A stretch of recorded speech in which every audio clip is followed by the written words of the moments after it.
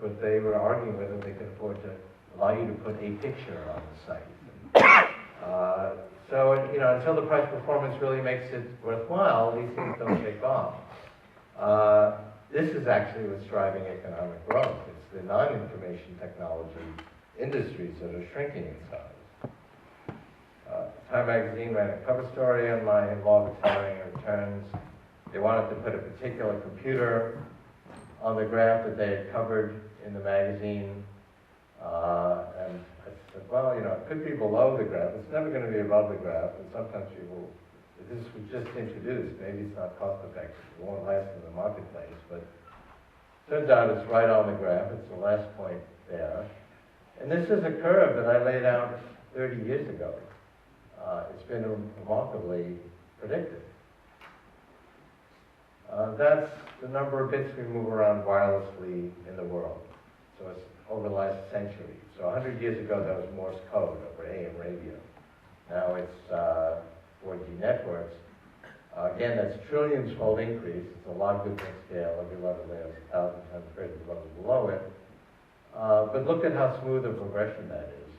Despite all the vagaries of announcements of telecommunications company goes bankrupt, new auctions of spectrum space, despite all that unpredictable history, we get these very predictable trajectories. Internet data traffic growing very smoothly, roughly doubling every year. This is that graph I had of the internet, it's called the ARPANET. I had the first 2 points and projected out a World Wide Web connecting hundreds of millions of people by the late 90s, and people thought that was ridiculous. But that is what happened, and this is the same data but seen on a linear scale, and that's how we actually experience it. We don't experience it on a long scale.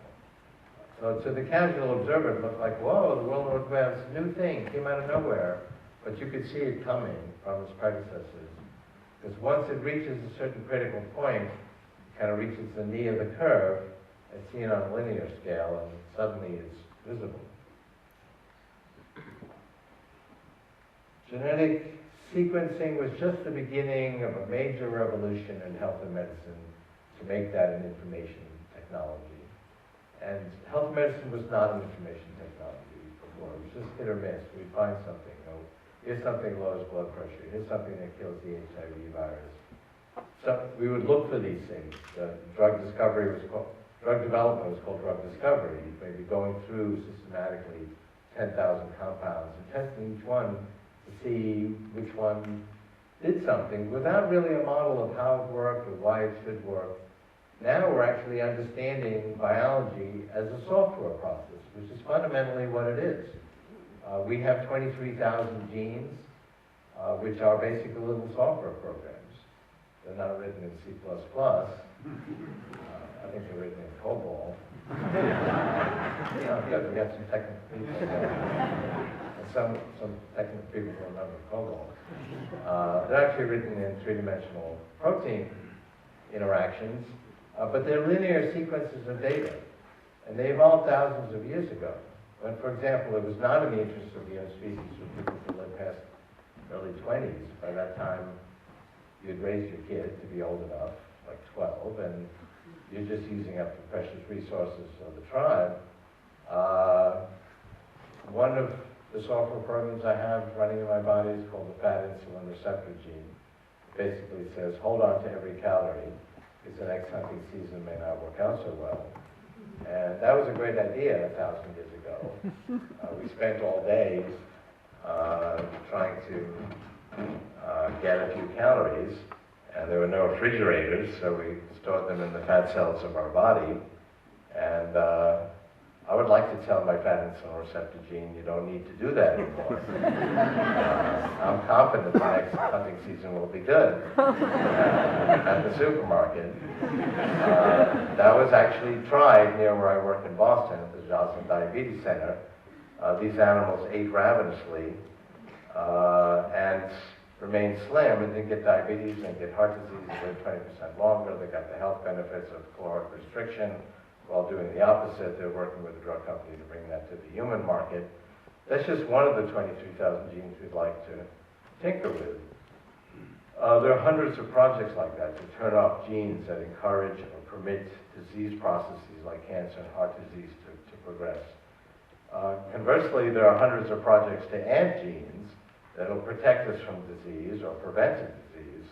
I'm working with a company where we take lung cells out of the body of patients that have a disease caused by a missing gene. So if you're missing this one gene, you're likely to get pulmonary hypertension. It's a terminal disease. And it's just caused by not having this gene. So we take the lung cells, scrape them out of the throat. In vitro, we add the gene using new gene therapy techniques. It doesn't trigger the immune system because it takes place outside the body. We expect it got done correctly. We replicate that cell several million-fold. It's another new technology injected back into the body, goes through the bloodstream. The body recognizes them as lung cells. And this has actually cured this disease in human trials, and it's continuing to be tested. And there are hundreds of other projects like this. Another example is my father had a heart attack in '61, and it damaged his heart, so he could hardly walk. It's called low ejection fraction, or heart failure. He finally died of it in 1970. There was nothing you could do about it then. There was nothing you could do about it like 5 years ago. But now we can actually reprogram stem cells to rejuvenate the heart. And this is a therapy used in clinical practice. It's right on the edge. It's not yet approved here in the United States. It probably will be soon. You have to do medical tourism to get it, but I've talked to people who could hardly walk and now have a normal heart. 50% of all heart attack survivors have this problem of some damage to their heart. There's many other examples, but they're all examples where we're basically reprogramming the software of biology. And one reason that's significant, it's not just a new approach to treating disease, it's now making health and medicine and information technology, and it's therefore subject to this law of accelerating returns. These technologies, which are already beginning to get traction, will be 1,000 times more powerful in 10 years, 1,000,000 times more powerful in 20 years, and it will be a very different era. If I want to send you a movie or a book or a music album, 3 years ago I would have sent you a FedEx package. Now I can send you an email attachment. I can also send you this violin or this guitar if you have the requisite three-dimensional printer, and you can print them out. And this is a revolution right before the storm. It's social networks, 8 or 9 years ago, before they really took off. The precision, the scale of the precision is getting better, improving very dramatically. It's still above 1 micron. It needs to go sub-micron. The costs are hundreds of thousands of dollars and tens, then thousands, now it's thousands, needs to go sub-$1,000. We'll be there in a few years. The range of materials is getting very extensive. This metal ring here was actually printed out in a three-dimensional printer. You can today print out 70% of the parts you need using your three-dimensional printer to create another three-dimensional printer. That will be 100% within 5 to 8 years. So this is going to dramatically change manufacturing. A very wide range of products we'll be able to manufacture. Go out to the 2020s, and multi-nanometer feature sizes will be feasible. We'll be able to print out things like clothing. And there'll be a very vibrant open source availability of these designs. But that won't kill the proprietary forms, just like the situation we have today. I mean, you can have a very good time listening to open source, that is to say free music, reading free books, looking at free videos and free full-length movies. But people still spend money to see the latest blockbuster, or to read Harry Potter or whatever. And those industries are doing okay to create proprietary forms of this information. But this is another revolution that's coming. So that brings me to the brain. I've been thinking about thinking for 50 years. And I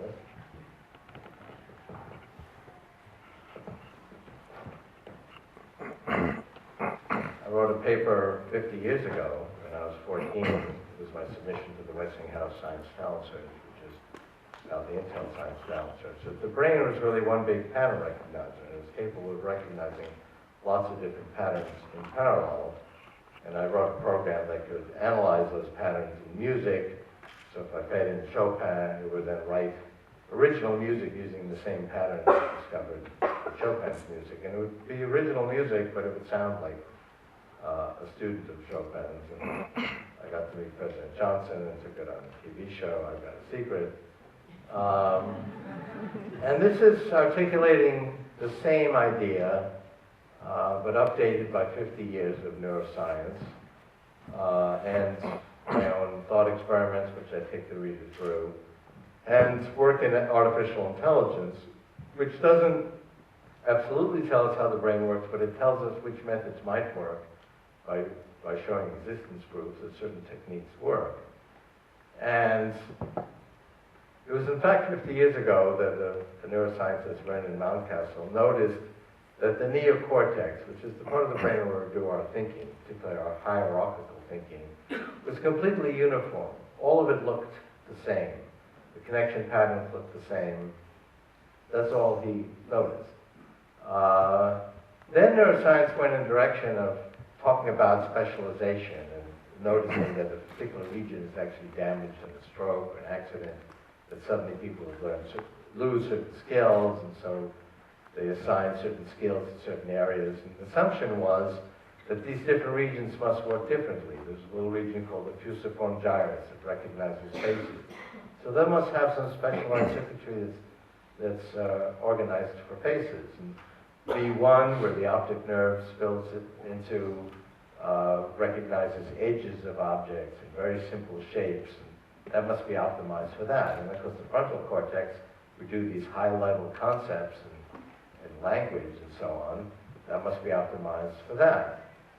But it turns out, and a lot of the best research on this just came out as I was sending the book off to the publisher, and I actually held it up to include some of this latest research, which the publisher wasn't happy about. And we actually delayed the publication date. And they said, this is going to look like the book's in trouble. And I said, well, we got to get it right. One of those research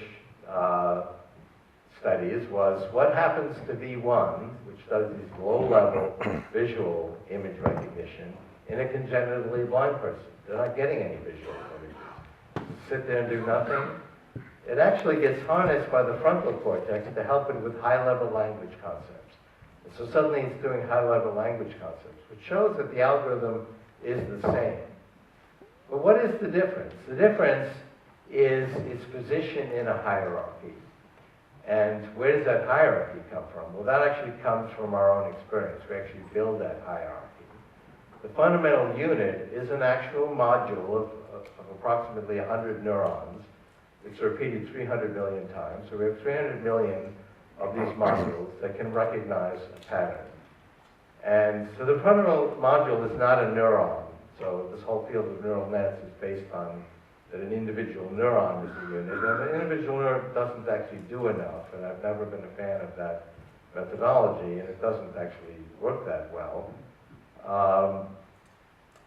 But this module of 100 neurons can do a lot more. It can actually, in a sophisticated manner, recognize a pattern, even if parts of the pattern aren't there. And it can wire itself to a higher level of concept, based on the experiences we have. So our ability to understand this has been growing exponentially. I mean, here's the different types of brain scanning, all of which, the resolution of which has improved in an exponential manner.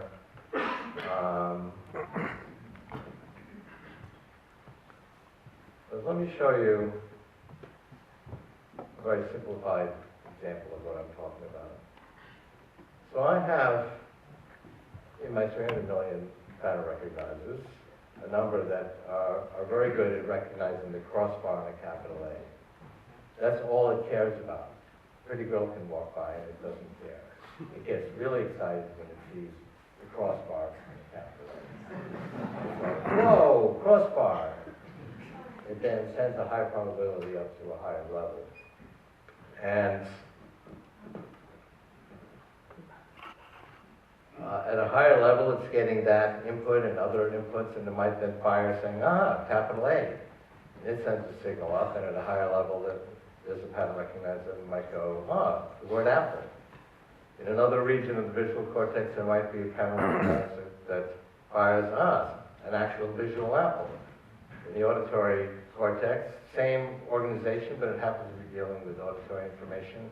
There might be a pattern recognizer that fires, someone just said the word apple. Go up a number more levels, and now it's getting input from multiple senses, and there might be a pattern recognizer that sees a certain fabric, it smells a certain perfume, it hears a certain voice, it says, my wife has entered the room. Go up at a much higher level, and this pattern recognizer that goes, that was funny, that was ironic, she's pretty. You probably think that those are much more complicated. They're actually the same. They just exist at the top of this conceptual hierarchy. In the book, I described this surgery this young girl had, and she was conscious, which you can be during brain surgery because there are no pain receptors in the brain. And whenever the surgeons triggered a particular spot in the neocortex, she would start to laugh. So they thought maybe they're triggering some kind of laugh reflex, but they quickly realized they were actually triggering the perception of humor. She just found everything hilarious whenever they triggered this spot. You guys are so funny just standing there. It was typical. Only when they were triggering the spot, because these guys actually weren't that funny. And she obviously has more than one spot for humor, but they had found one of them. And so where does this hierarchy come from? Well, that's what we build ourselves. Another piece of research that came out just as I was saying to book authors, that there are these modules throughout the neocortex of about 100 neurons. And the wiring within them and the structure within them is not plastic and doesn't change and is stable throughout life. It's the connection between these modules that changes. So each module can learn a pattern and then connect itself to other modules. And there's actually a whole connection system. And there's another piece of research at the Mass General Hospital that shows a very stable wiring that's actually very uniform across the whole neocortex with axons that go vertical and axons that go horizontal, kind of like the street map of Manhattan. And so if one module wants to wire itself to another, it just picks the right two right vertical and right horizontal axon and makes the final connection. But these are sort of connections in waiting, and we're born with a vast number of them, and we actually trim out the ones that we never use over time. So we're creating these connections. So it's true you are what you eat, but it's even more true that you are what you think. Because these connections reflect what ultimately is your personality, your knowledge, your skills, your memory, are all created with these connections. So be careful who you hang out with. I think hanging out with Commonwealth Club members is probably a good idea. And so the last question I would address on this is 300 million a lot or a little? And it was a lot from one perspective, in that other primates, which have a similar neocortex but don't have this additional neocortex we had, because we have this large forehead that allowed the frontal cortex. And that additional quantity was the enabling factor for the qualitative leap that humans made to create language and art and science and music and invention and technology. No other primate did that. Some have very primitive possible ability to do simple language or use simple tools. But the real, indefinite expansion of hierarchical knowledge that humans demonstrate is because of that greater quantity of neocortex that we have. And ultimately, we will expand it more. I mean, we've expanded our brains already with these brain extenders, max and soul of human knowledge with a few keystrokes, I felt like a part of my brain went on strike during that one